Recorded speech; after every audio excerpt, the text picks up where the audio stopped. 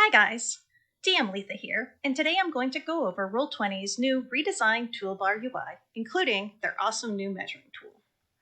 To opt in to the new toolbar, it's as easy as clicking the Try the New Toolbar in your chat, or you can go into your settings via the cogwheel on the top right-hand side, go to Personalization and Display, and toggle the UI Redesign button. Once you've activated the new UI, Roll20 will automatically reload the page with the new toolbar. As you can see, the new toolbar now takes up the entire left side of the page.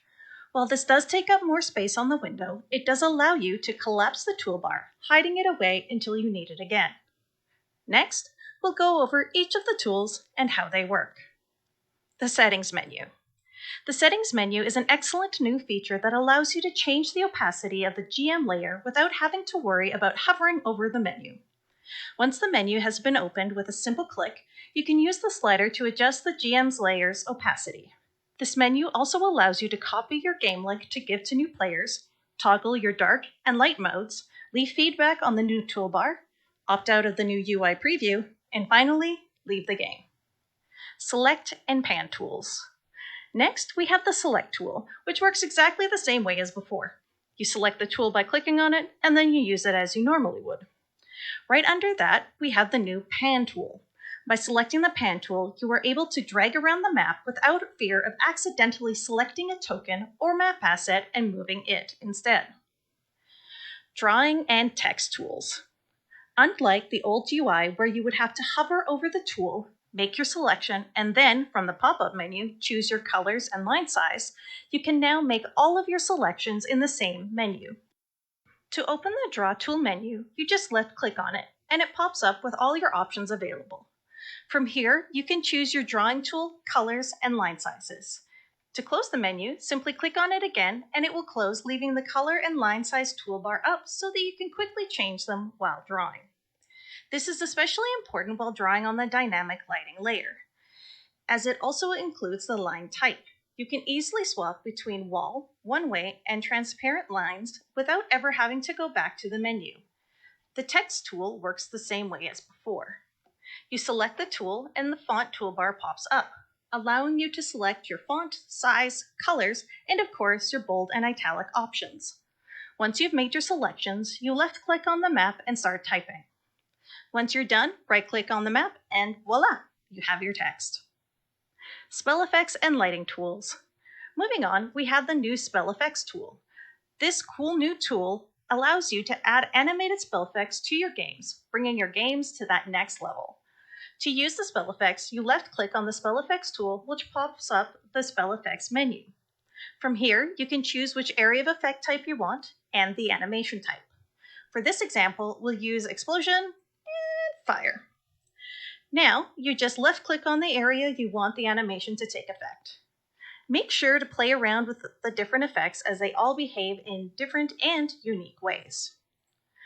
The lighting tool functions exactly the same as before, except that instead of hovering over the tool to make your selection, you'll left-click on it, opening the menu, and then make your selection. Legacy Fog of War. Right below the lighting tool, we have the Legacy Fog of War tool. This is for the GMs that prefer to use the traditional method of map vision instead of dynamic lighting. Like with our other tools, you left-click on the tool, which pops up its menu. From here, you can select whether you want your vision blocking to be permanent or explorable, meaning that the players can enter the blacked out area, revealing what's hidden beneath. You can also select whether you want to hide or reveal an area and what kind of drawing tool, rectangle, or polygon you want to use. The new measuring tool. Next up, we have the newest feature that I'm the most excited about, the measuring tool. The new measuring tool now allows you to not only measure your distance from point A to point B, but also measure out your spell area of effects. To use the measuring tool, you click on it, popping up this menu. From this menu, you can choose what shape you want, like line, square, circle, cone, or beam. Like before, you can choose whether or not you want to have it snap to the grid, and if so, from the edge or the center of the square. Depending on which shape you choose, you will have different options. Let's take a look at the circle. When you select the circle, it gives you the option to choose which measuring point you want to start from.